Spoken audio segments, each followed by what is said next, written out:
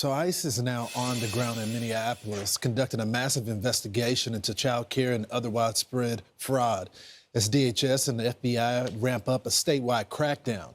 Federal prosecutors say that the total fraud in Minnesota could ultimately be more than $9 billion. ICE Director Todd Lyons joins us now.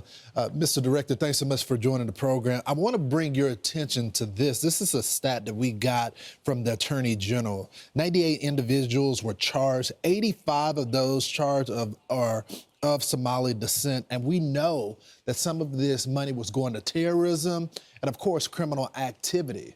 What can you tell us about what you're learning on the ground there?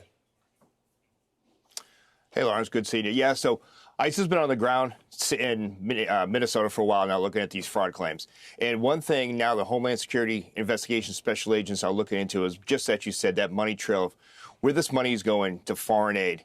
Obviously looking at any type of links to any criminal activity, obviously terrorism activity.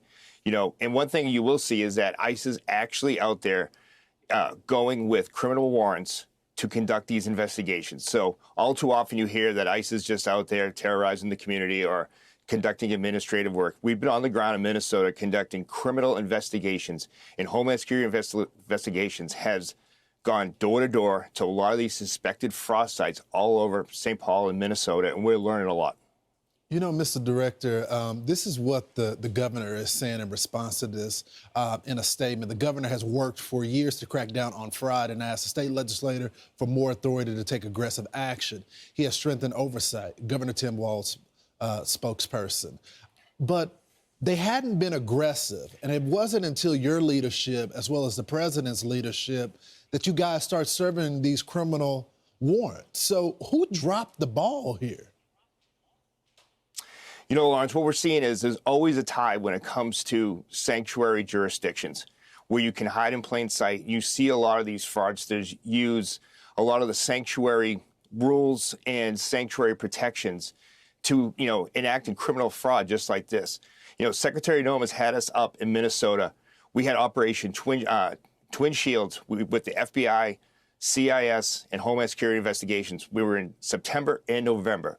We've been on the ground for so long, looking into these states that are conducting these type of material fraud. And when Homeland Security Investigations goes into these businesses, there is criminal activity when it comes to labor trafficking, child trafficking, human exploitation. And that's what we're looking at up there in Minnesota. And you'll always come back to these sanctuary jurisdictions where you'll find them, like, again, hiding in plain sight and using those sanctuary protections to employ, not only illegal aliens, but conduct criminal fraud just like you're seeing right now. It's unbelievable. I want to get your reaction to this, Mr. Director. This is the mayor of Los Angeles, and this is what she had to say about Latino border agents. Let's listen. Well, in a way, I think it's sad. I think that those Border Patrol agents are going to have a difficult time when they're out in the field and they see what actually happens in real life, separate from their training. But I do understand that their primary incentive is financial. What's your response to that, Mr. Director? Those are just sad comments. The men and women of ICE are all from all nationalities. We have so many that are first-generation Americans that just want to serve their country, and they want to be federal law enforcement officers. And it's really bad to politicize law enforcement in any aspect, but to take cheap shots at the men and women who put their lives on the line every day to go out there and serve the nation, to make their community safe. And it's just not a time and place for any type of elected officials to use, the fact of a racial profiling in reverse, targeting the men and women of law enforcement.